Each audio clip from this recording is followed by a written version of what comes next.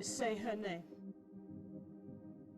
Sabina Nessa. A lovely young lady who was in the prime of her life, and it was cruelly taken like that. This feels like we are stuck in a bad dream and can't get out of it. Our world is shattered.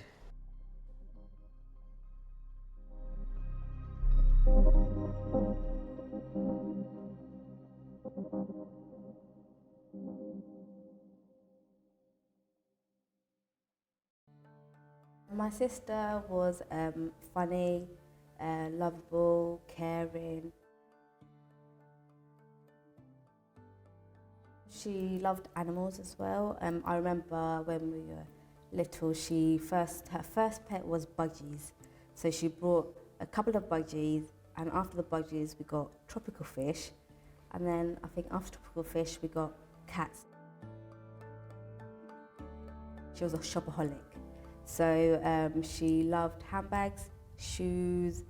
She had lots of shoes, especially heels as well. Very girly girl. If this didn't happen, I feel like she would have flourished throughout her whole teaching career. She wanted to make a change to the children's life, development, and have a positive impact on them. On the 17th of September 2021, 28-year-old Sabina Nessa was murdered. Sister called me. She couldn't get hold of me, so she called my husband. And then obviously I knew something was wrong on the phone, like, just tell me what it is. And then he told me, and I was like, my whole world just crumbled down. Going to my mum's, driving there was just horrific, that long journey from London to my mum's. And then when having them saying that she was found dead, it's just it's just a bad dream. And you just wish that it wasn't true. Sabina was killed by a stranger in Cator Park, southeast London. She was walking to go and meet a friend. She was late, and unfortunately she chose to go through the middle of the park, probably instead of going around it, which is a route that I know she talked about with her housemate, that, you know, they would always stick to the well-lit route. The thought that he was waiting for some woman to attack and do what he wanted to do. I was just thinking, what a horrible animal, vile animal he is. He's taken an innocent life without any reason, without any explanation. How could he do that? How could he hurt my sister? The investigation into the murder of primary school teacher Sabina Nessa continues. Members of her family came to lay flowers and remember the primary school teacher they say had a beautiful soul. Sabina's killing has once again brought into sharp focus the issues of women's safety and male attitudes. From Newcastle in the north to Brighton in the south, there were vigils. On the Downing Street doorstep, a candle. The support was amazing. Like, so many people turned up, which we would never have thought. It was very overwhelming, trying to grieve for a loss of your sister, but also having all this coverage from the media was also kind of draining. Like, where do you grieve and where do you try and support other women and try to tackle male violence? As the nation mourned the loss of Sabina Nessa, investigators were still searching for her killer. We would, in many cases, quite quickly be able to get a DNA match or a fingerprint match to something or other left at the scene. But no, in this case there was nothing. We had the incident that was caught on camera, and we were able to see a man walking out of the park.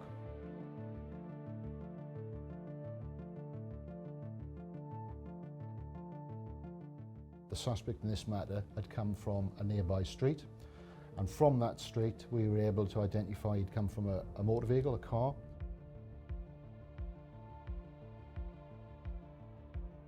The challenge then is to find the car coming and going.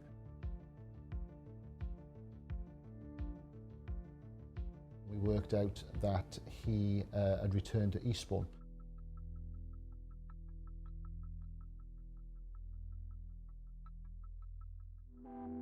investigators began piecing together his movements in the days before the murder. He booked the Grand Hotel in Eastbourne 3 days before the murder of Sabina. It was one of the best rooms. I think it was about £300 to £400 a night.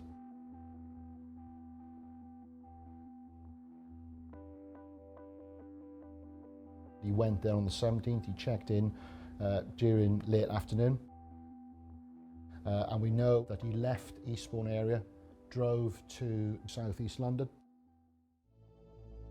CCTV from Cator Park shows the killer in the hours before the murder. Within the CCTV imagery, we were able to establish that he'd gone to a nearby Sainsbury's. When he was in the Sainsbury's, he made some purchases and used his own credit card to purchase them. Police believe the killer was looking for a potential murder weapon.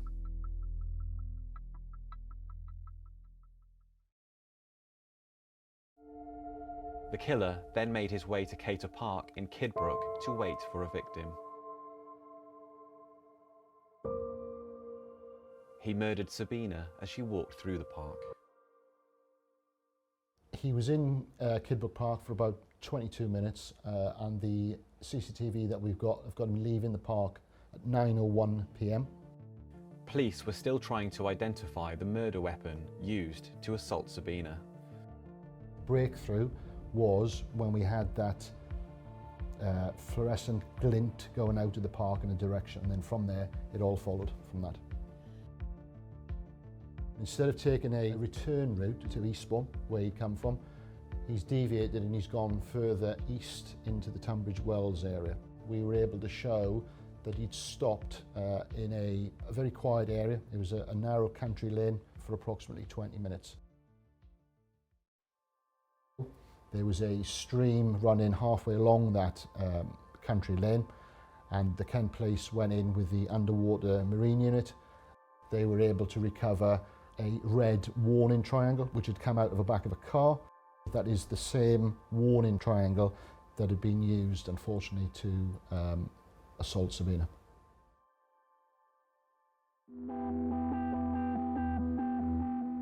Police arrested 36-year-old Kochi Salamai in Eastbourne 9 days after the murder. It was the early hours of the morning.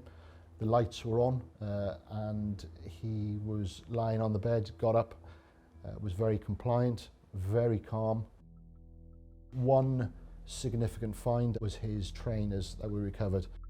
They matched the trainers of the person that was seen going into the park. The trainers were the same as the person that went into the Sainsbury's store, and the trainers appeared similar or identical to the person that went into the Grand Hotel. There was blood found on the trainers, and that blood was a direct forensic link to Sabina Nessa. He made no comment all the way through, but it's quite telling that upon charge, his reply was, "What will happen if I tell you everything now?" That's the only commentary he made to police. You know, I remember being in the custody block when he was charged, and he's not very tall. He didn't really seem particularly well built. You know, the way he acted and what he did in the park was kind of at odds with his behaviour in the custody block, really. He played it very cool and calm. There was no emotion whatsoever. But there was one point he was put into a cell, and probably unbeknown to him, there were cameras in the cell. And it was at that point that we saw later that the mask slipped. His head went in his hands and he started to pace up and down the cell, clearly being emotional as to what he had done. We really would have liked from him some more answers as to why he went there, why he chose that park in particular, why he decided to drive so far from where he lived, but we still don't know why he ended up where he did and why he chose Sabina. In February 2022, Kochi Salamai pleaded guilty to murder. What has been said is that this was a sexually motivated crime. Absolutely. A few hours before he travelled to London, we know from the statement taken from his wife that he had asked to meet with her in the car park in his car. And upon meeting him, he had propositioned her for sex, which she had said no, and then she'd gone back to work. There was clear evidence of a sexually motivated attack. That, together with the fact that he had propositioned his wife earlier in the day for sex, says to me without a shadow of a doubt that was a sexually motivated murder.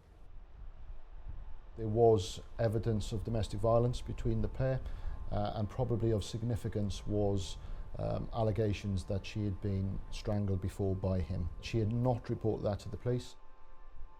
We have sent his biometrics, which would include his photograph, his DNA and his fingerprints, over to 13 countries. We've sent them to Greece, Italy and Albania, where we know he was resident, and to date there's been nothing.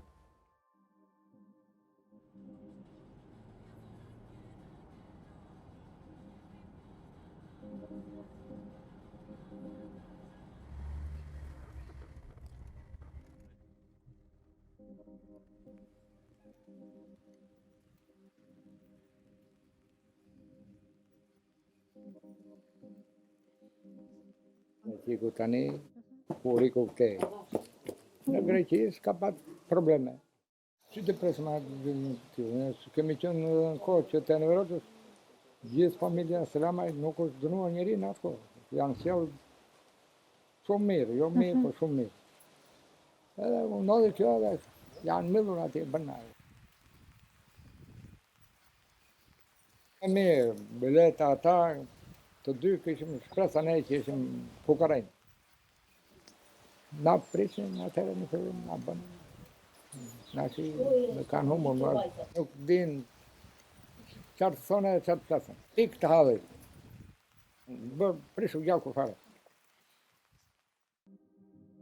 Salamai entered the UK illegally in 2015 in the back of a lorry. 3 years later, he married an EU citizen from Romania, gaining long-term immigration status in the UK. This is her watch that she wore on the night, so I'm just holding her to feel close to her.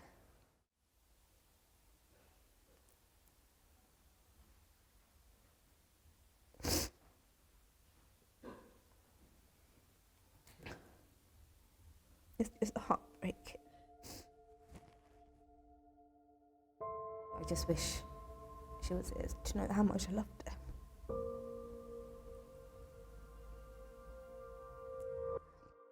I kind of feel like she's going to walk through the door. Like, people say like time will get easier, but really time just gets harder, and the realization that she's not here just kind of hits home. Every half term we would go down to my mum's and she would be there.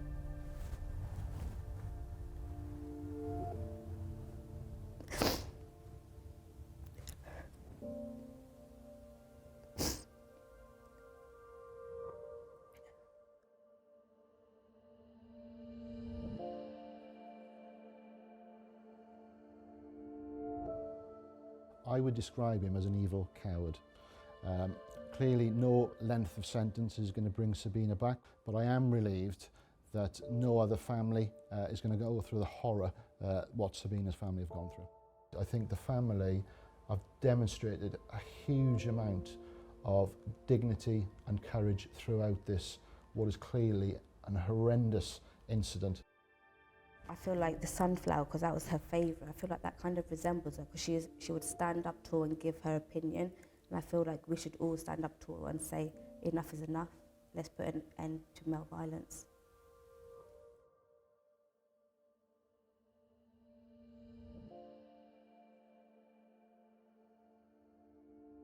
Five, 4, 3, 2, 1. Sabina Nessa!